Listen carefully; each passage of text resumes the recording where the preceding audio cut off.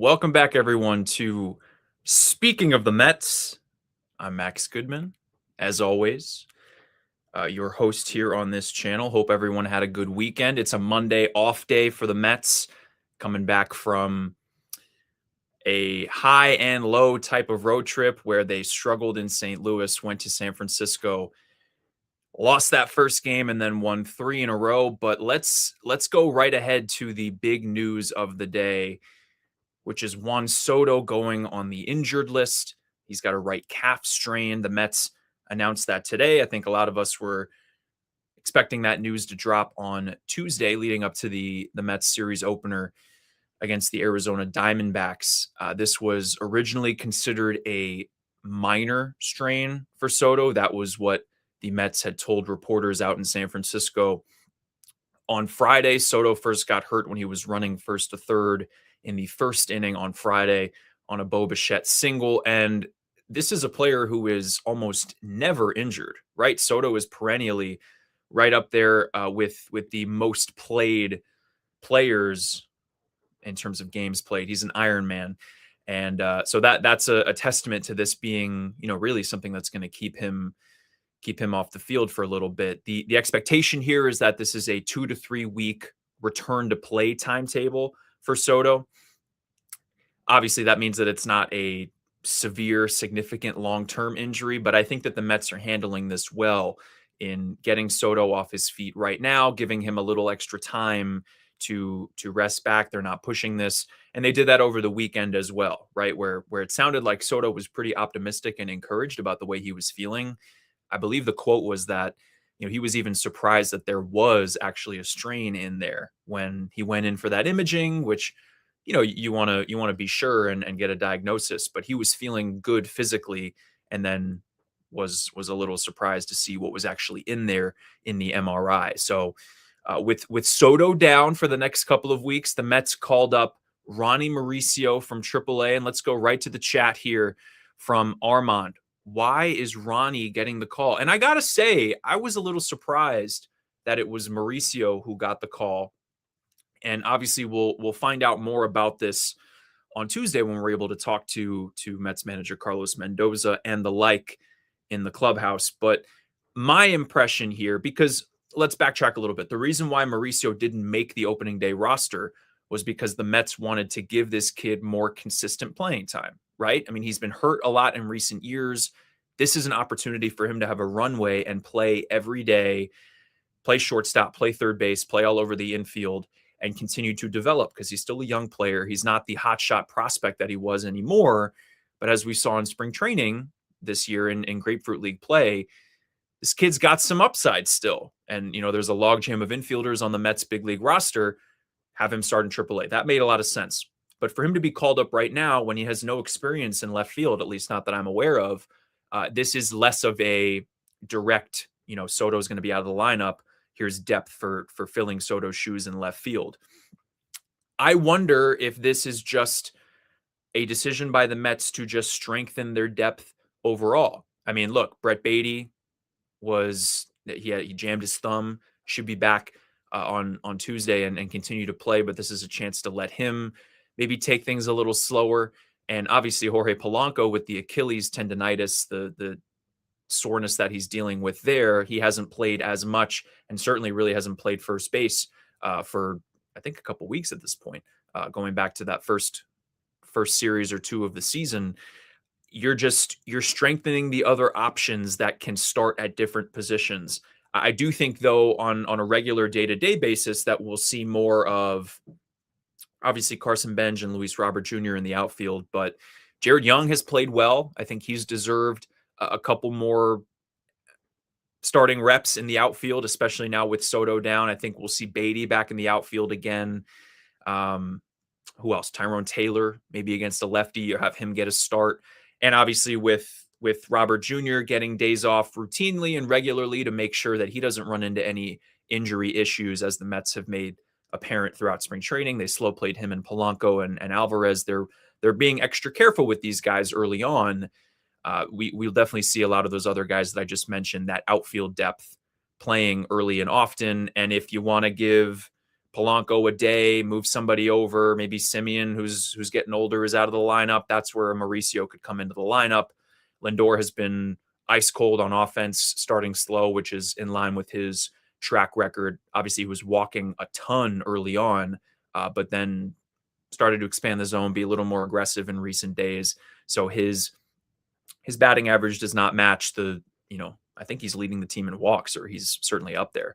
But the biggest takeaway from losing Soto here is obviously that this is a generational and impactful bat that the Mets are going to not have in their lineup for the next couple of weeks. It's a bummer that he won't be suiting up for this team in the Dodgers series in LA. That was such an exciting high profile matchup that we were going to get a chance to see.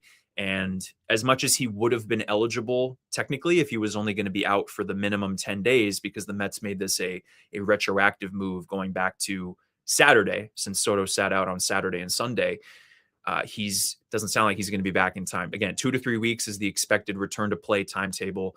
Armand, thank you for your question. Curious to see how they use Mauricio. I think it's a great and relevant question. Maybe he gets a day at short or third. This is a chance to have just your prototypical backup infielder on the roster when the Mets didn't break camp, with that being the case. But again, it doesn't. I wouldn't expect him to be playing every day. So it goes against what we thought going into opening day, where he was going to get a chance to play routinely and regularly in Syracuse. The other options would have been an MJ Melendez. Tommy Pham recently signed a minor league deal in terms of outfield depth. Nick Morabito is on the 40-man roster, a prospect. Obviously, having Mike Tauchman hurt really changes things, and I wanted to get to that a little bit later, so not to get too far ahead of myself, but Carson Bench has really been struggling at the plate. But the bottom line here is that the Mets won't have Soto in their lineup for the next couple of weeks, and that's always going to be a big blow. It's like if the Yankees lose Aaron Judge, it's like if the Dodgers lose Shohei Ohtani. This is it's always not what you want when you lose one of your best players. And Soto's been playing so well to start the season. He's leading the team in hits, his surface level numbers, his underlying numbers, everything's great. And that's in line with the player that we know Soto is. Hi, Max. Hello. Welcome. Thanks for stopping by. Here's another question from Petro SNY. Is Mark Vientos ever going to get some playing time with the injuries? Well, let's talk Mark Vientos. I think that's a great segue, because Mark Vientos is on fire to start this season. And I think this is a case where some people out there owe Vientos an apology with what they were saying about him in spring training. I think everyone looking at his numbers in spring training was questioning what his role would be this season, especially with the logjam at different positions that I already alluded to here. And coming off a disappointing year in 2025 for Vientos, obviously we know what he's capable of from what he did in 2024, but he not only has been capitalizing on some opportunities here so far this year, but he's been, I think, exceeding expectations. Certainly when you look back to the numbers that he had in Grapefruit League play, he was struggling to get any hits in spring training, even in the World Baseball Classic when he was the big bopper for Team Nicaragua and he really wasn't getting pitches to hit. He came back to Mets camp, and I want to say he finished the spring with only 2 hits overall. And at that point, you're like, how is this kid going to actually get any playing time? Which is why your question is relevant. But when you look at the last couple of days and last couple of series, Vientos has been red hot at the plate. And if you haven't been watching, his numbers are great across the board. And there are a lot of really encouraging metrics when you look at his production so far. I made a couple of notes. I'll run through them. What's interesting is that, and I'll go back to spring training, when even as his numbers were pretty dreadful at Mets camp, the Mets, in terms of the coaching staff, and as well as Vientos himself, everyone was so confident and not worrying about how he was performing because he was hitting the ball hard. He was going the other way. He was driving the ball to right center. There were a lot of fly balls to the warning track and a lot of line drives that were caught. That's not me saying that he was excelling in spring training, because obviously the numbers were even more grotesque than some of the batted ball luck not going his way. But they were all confident that he was going to be okay. And he wasn't competing for a roster spot at that point. It was just the playing time that was a question. And now, as much as he's been hitting the ball extraordinarily well and getting some results early on, the exit velocity is actually what's down, which is interesting because when he was really good in 2024 and he wasn't good in 2025, that was the metric that you could look back and count on. It was his redeeming quality, the quality of contact. But now it's kind of been a little bit of the opposite. Um, he's striking out way less. He's whiffing less, so he's not swinging and missing as much. He's chasing less. He's making more contact in the zone. He's walking more. His bat speed is up, but his hard hit rate is down. So I'm not sure what that means. I mean, it's still a pretty small sample, right? Only 3 series into the season. But I wonder if that means that, hey, he's evolving as a hitter, getting better in some of these other attributes. And then the hard contact could potentially come when the weather starts to warm up. And to go back to your question, it seems like he's going to have an opportunity here to continue to play every day. He certainly has earned it with the way that he was playing on this past road trip and starting to get more and more starts. But with Soto out of the lineup, that's a spot that needs to be filled in the outfield with, like I said earlier, Jared Young, Brett Beatty, those kinds of players that also play first base. And Polanco has this Achilles issue that the Mets are clearly monitoring. I feel like we're going to see Vientos play a lot at first base moving forward, especially while Soto was down, at least until he cools off. But even still, I think he's their best option against left-handed pitching playing first. And I got to say also, he's impressed me defensively. He's not a perfect defensive player. And admittedly, I haven't looked at his metrics over there. But I think, you watching and me, we can all agree that he has shown us that he's taken some steps forward defensively. Certainly when you look back to the metrics from last year, right? Where before the Mets signed Bichette and we were thinking of who was going to play third for this team, it looked like it was going to be Brett Beatty, in large part, or in part because of Vientos's defensive deficiencies at third. He was one of the worst defensive third basemen last year, has obviously so far had a bit of a resurgence offensively, and we'll see if that can continue. So thank you for your question on Vientos.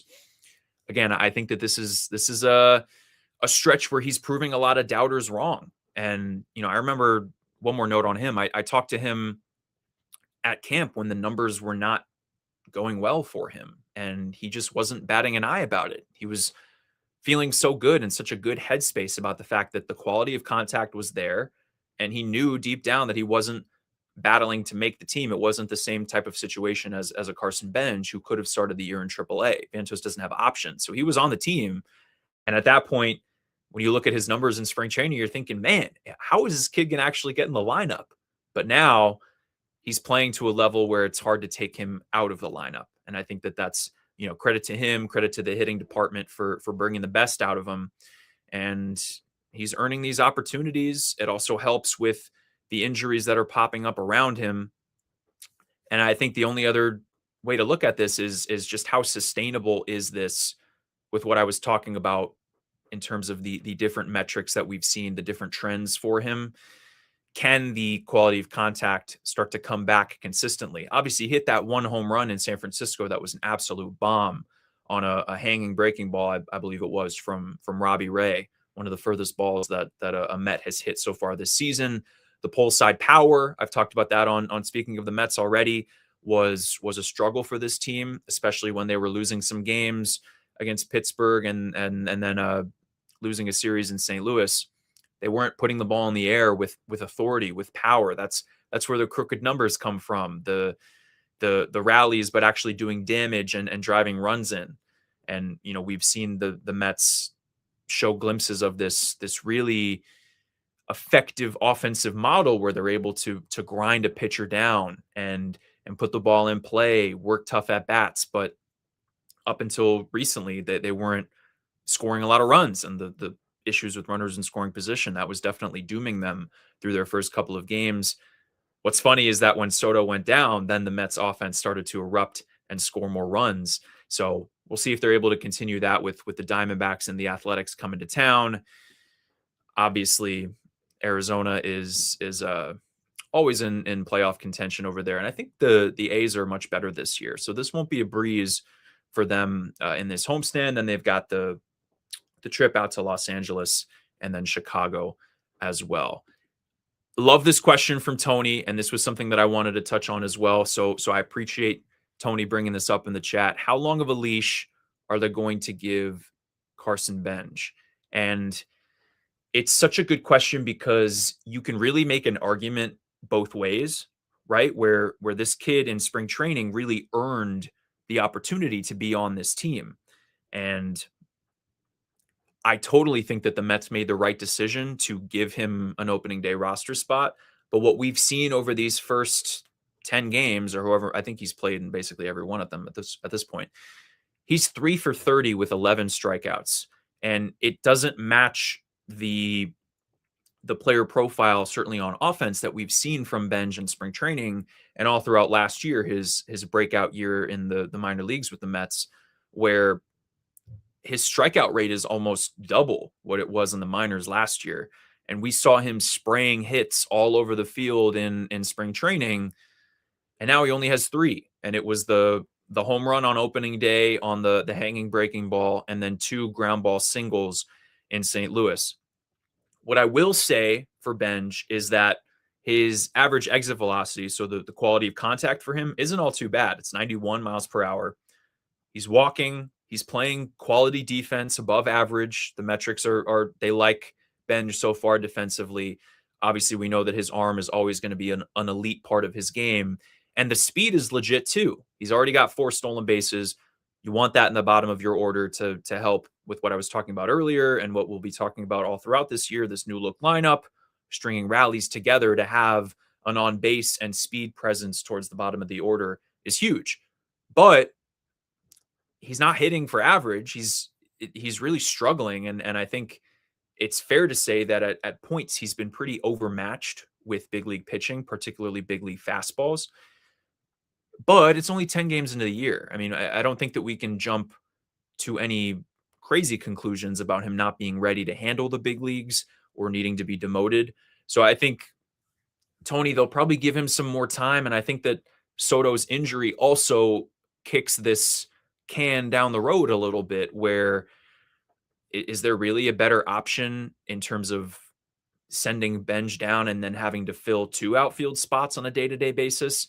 I think that this Soto injury, as well as the Tauchman injury, really take the focus away from Benj right now in terms of his production over these first couple of weeks. Give him his reps, let him continue to acclimate himself and adjust at this level. But if the numbers continue to be down here in the dumps with how the batting average has been so far, and maybe some of the underlying metrics like we talked about with him in AAA last year, where the slash line was an eyesore, but the Mets liked what they saw below the hood. If that continues, then you start to think about, okay, maybe Melendez is playing well in AAA. He's finally caught up with the amount of bats that the Mets want from him after he left for the WBC, and that's why he wasn't really considered for the opening day job in right field. Tauchman's going to be down for a while. Is Tommy Pham an option for them, or do the Mets want to have Jared Young as an everyday outfielder, or use Brett Baty out there more consistently? You can start to really ask those questions if this continues for Benj, but I don't think that there's any real, dire straits urgency right now to send him down. I think that he's doing enough to, I mean, they gave him this spot. You got to really give the kid a chance, right? And like I said, I don't think there's a clear superior option right now. But if this continues and we're 20, 30 games into the year, then I think this noise will be a lot louder. The other thing with Benj that I wanted to point out is he only has a 111 batting average on balls in play. So when you look at his batting average being an eyesore so far, 3 for 30, so he's batting 100. Maybe he's gotten unlucky on some balls in play so far. I just think I'd like to see him handle fastballs up in the zone on the inner third more often and show that he's going to be able to capitalize on those mistakes that opposing pitchers leave over the heart of the plate with velocity, not just the hanging breaking ball that he's able to go bridge on to the pull side. That was very encouraging to see because we didn't see him hit for power that much in spring training. Um, we saw it on the backfields and in batting practice, but that was an encouraging sign. The home run that he hit, and then no other extra base hits since then. So we're seeing the potential in terms of all of the tools, and the sixth tool in his makeup, which we've talked about a lot here on this channel, and the way that he's going to be able to handle the adversity. And if this continues, the noise from the media and the fan base with how his numbers are not living up to the hype, maybe. But the situation overall and the fact that certain guys are hurt, I think that he's going to have a lot more time to continue to settle in. And if they end up sending him down, then it's also okay, right? I mean, it's not the end of the world. Many highly touted prospects have come up and struggled early on, gone down to AAA to get a little bit more seasoning. And the Mets certainly have a lot of depth to be able to handle something like that, just like they are with Soto right now. I brought this quote up before, but I asked on the eve of opening day, I asked David Stearns why he believes that this Mets team is capable of winning a championship this year. And he mentioned a lot of different stuff, the quality of the pitching staff, the fact that their lineup is so well balanced right now. But what stuck with me, and we're going to see that right now, is the fact that Stearns believes that this roster is equipped to offset and handle the inevitable adversity, the injuries, the underperformance, the unforeseen circumstances that every team is going to encounter throughout a given marathon season. And the Mets are experiencing that right now with Soto. And I'm sure there will be more injuries down the road.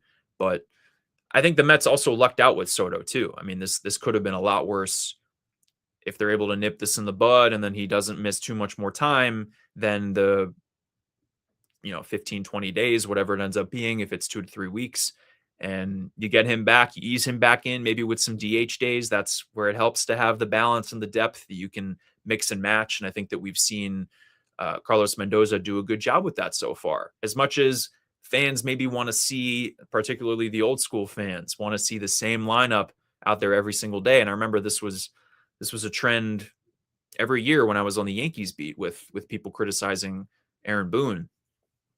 In this case, it's a good thing to have different guys plugging in. You have the platoon options, particularly if Vientos and Young and those guys are playing well.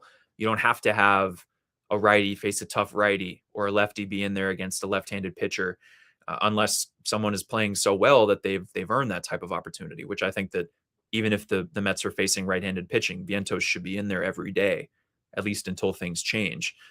Let's go back to Tony for one more. Do you see Beatty getting out on the IL too? It doesn't sound like that's going to happen.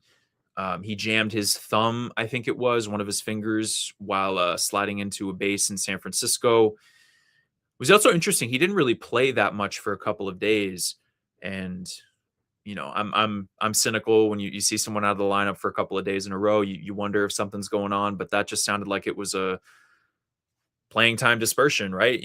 As I've been talking about, a lot of these guys are earning more opportunities and they've been playing matchups so far. So that means that somebody's got to sit. So when they faced a couple lefties, Liberatore in St. Louis and then Robbie Ray in San Francisco. But I still feel like Beatty can have a really good year, that the Mets can use him in a lot of different spots on the field. We'll see now with Mauricio, they're kind of similar players in terms of their defensive versatility now, except Beatty doesn't play shortstop. But it doesn't sound like he's going to go on the injured list. We'll get an update on him tomorrow from Citi Field, of course. And why not Pham, Tony? Has he even started playing games yet?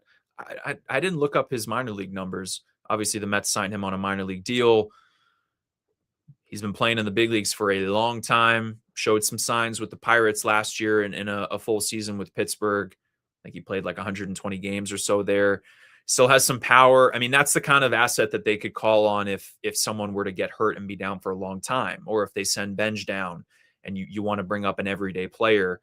I don't know if Pham really fits the platoon model. If you're platooning him and, let's say, Jared Young, righty-lefty. I mean, if Jared Young continues to play this way and hit the ball with authority like he has been doing, made a couple nice plays in the outfield, then maybe you're forcing Mendoza's hand and you got to keep someone like that in. But the bottom line here is that the Mets have a lot of different options. This is a good thing to be able to have guys on your bench that are worthy of playing time. Man, we haven't talked about Luis Torrens yet on the channel, and I feel like there's an argument to say he is the best backup catcher in all of baseball. The kind of player that would be starting for a lot of other teams. He had another clutch knock for the Mets in San Francisco. Comes in, plays good defense, at least from what I've seen. And that was a steal for the Mets to get him from the Yankees. I think I saw the tweet the other day on it came back around the breaking news that that Torrens was acquired by the Mets, and I think it was only for $100,000, something like that. So that's aged magnificently for the Mets so far, and he's playing a good amount with Francisco Alvarez not playing every single day. He's obviously the starter behind the plate, but the Mets are again being very careful with some of their regulars, not wanting them to get injured early on. Alvarez has shown a lot of pop. That's one other note from the San Francisco series that he went deep a couple times, showing the pull side power and lifting the ball with authority is when good things happen. And yeah, I recognize we haven't even talked about the pitching staff yet. So just off the top of my head, Devin Williams has been great. Clay Holmes has been awesome so far, looking like a real reliable middle of the rotation starter for them, continuing to get even better after what he showed in his first full season as a starter for the Mets last year. Kodai Senga still looking good, showing encouraging signs that he can recapture that ace caliber form. I don't think he was throwing as hard as he did in his first outing in St. Louis compared to what he did in his second outing in San Francisco, but still the final line was encouraging to see, filling up the strikeouts. And McLean was amazing, almost unhittable for the Mets in San Francisco. And then he talked after the game, and he said he didn't really have his best stuff other than his cutter. So for him to go 5 perfect and rack up the strikeouts the way he did, if I had to guess anyone on the Mets would really flirt with a no-hitter this year, it would be him. I mean, he's got such unbelievable whiff stuff, no-hit stuff, and the way that he can manipulate the baseball with his off-speed pitches is so fun to watch. We'll go back to Tony one more time. Tony, I appreciate you active in the chat. I don't want Benj. I want them to let him figure it out up here. I think our lineup protects him right now. And yes, Torrens is the best backup catcher in all of MLB. I can't think of anyone else that's better than Torrens. That's why I said that earlier.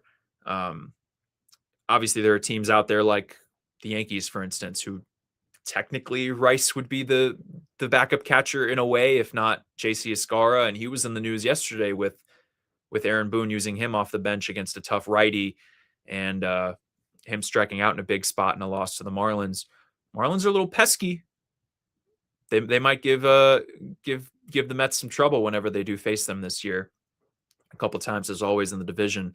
But I agree with you, Tony. I think that the best course of action here is give Benj his opportunities to continue to play, get acclimated with big league pitching, even though the numbers are discouraging to look at through these first couple of weeks.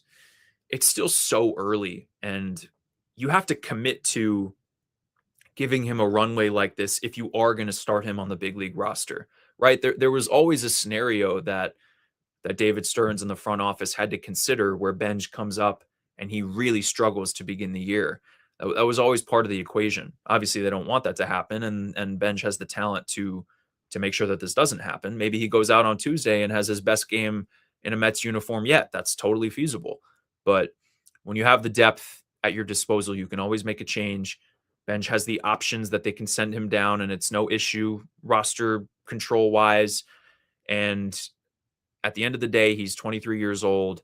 He barely played in AAA last year after climbing up a couple of levels, and he earned this spot in spring training. Give him a chance to play through this and get used to facing this pitching, because he's going to be an impactful piece for the Mets this year, and obviously for many more years as a homegrown talent that they're relying on in their lineup. And I totally agree with you, Tony. Obviously, the lineup is changing now that Soto is going to be out for the next couple of weeks, but there is protection with you can pinch hit certain guys late in the game, and you can trust that the top part of your lineup is going to be, you know, reliable in terms of run production. Obviously, Lindor is starting slow. Bichette's average is slowly starting to climb back up, but I like his at-bats recently. We'll see how much Polanco plays if they want to continue to give him a day or two off with the Achilles. Soto's not in there. Soto leads the team in hits, so that's a blow. But there's definitely some upside with the top half of this Mets lineup, as we've seen. Luis Robert Jr. continues to have a solid emergence with the Mets this year too. A couple of hits the other day in San Francisco. I think we're gonna wrap it up there, guys. We're a half hour in. One more from Tony before we go. Willard is a wizard. What he's done in a short time is immaculate. Justin Willard, Mets pitching coach, doing a good job so far. Got hit by a line drive in the Mets dugout the other day. Made his mound visits, did his thing. See a little cut on his ear. He's playing through pain. That's the kind of mentality you want to have showing your pitchers, to go out there, and even when they don't have their good stuff, they can still toe the rubber and play hard. So Willard's a good guy to talk to too. He really knows his stuff. It's funny how he's younger than Craig Kimbrell, who obviously didn't end up making the opening day roster, but I think Willard's only 35. So I'm going to wrap it up there. Thank you so much for joining, everybody. I forgot to even mention to be active in the chat. I appreciate all of you who were commenting and stopping by throughout this live. We'll definitely be going live a couple more times this week during the homestand out at Citi Field. Again, the Diamondbacks come to town, and then the A's, the return of Jeff McNeil, some young talent for that team. The fighting Sacramentos. I always almost say Oakland, and soon it'll be Vegas for them too. But they've got some young talent over there. And keep in mind also that Tuesday and Wednesday, those games were supposed to be the traditional 7:00 night games, or a little after 7. Those games were moved up to 4:10 by the Mets because of cold weather and wind in the forecast. So that means that we got to get to the stadium earlier, and we'll be done a little sooner. And hopefully it won't be too cold, because those early season games at Citi Field can be miserable for those guys out there with the wind. And I applaud the fans who always stick it out. It wasn't opening day, but those next couple of games at Citi Field, it's no wonder that barely any runs were scored because of how chilly it was. Gina, great show. Looking forward to seeing you at the stadium. I will be there. I will be there this homestand, and looking forward to the trip to LA and Chicago as well. I will be there for that one, and we'll go live from those ballparks too. Tony, one more. Great show, Max. You're becoming one of the best Mets beat reporters. Keep bringing these lives. I love them. Tony, I appreciate you. We will be back soon. A lot more analysis and insight coming your way here on Speaking of the Mets. Thank you all so much, and have a great rest of your Monday. We'll see you next time.